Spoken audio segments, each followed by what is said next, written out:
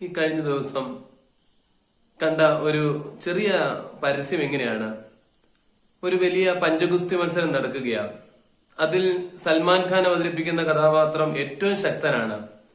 അവനെ തോൽപ്പിക്കുന്നവന് ഏകദേശം 5 ലക്ഷത്തോളം രൂപ സമ്മാനമായിട്ട് കിട്ടും. ഒത്തിരി ആൾക്കാർ പരാജയപ്പെടുകയും വലിയ ശക്തിയുള്ളവരൊക്കെ വന്ന് പരാജയപ്പെട്ടു പോകുന്നുണ്ട്. അവസാനം ഒരുവൻ മത്സരിക്കുവാൻ വരുന്നുണ്ട്.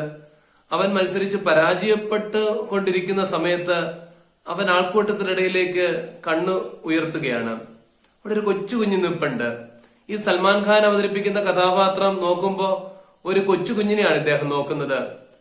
ഉടൻ തന്നെ ആ കുഞ്ഞിന്റെ കാലിലേക്ക് ശ്രദ്ധിക്കുമ്പോൾ കാണുന്നു അതിന് കാലുകളില്ല.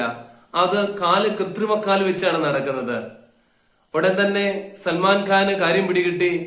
അവൻ പതിയെ തന്റെ പിടി അഴിച്ചുവിടുകയാണ്.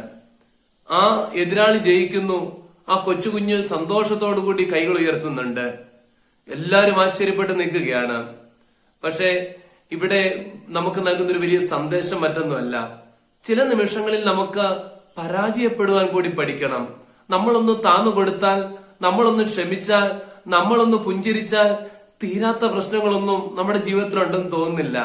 അതുകൊണ്ടാണ് ക്രിസ്തു മരണയന്ത്രമാകുന്ന കുരിശുമായി കാൽവറിയിലേക്ക് പോകുന്നത്.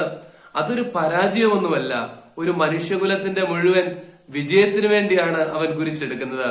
പ്രിയപ്പെട്ടവരെ, ചില വിട്ടുവീഴ്ചകൾക്ക് നമുക്കും തയ്യാറാകാം.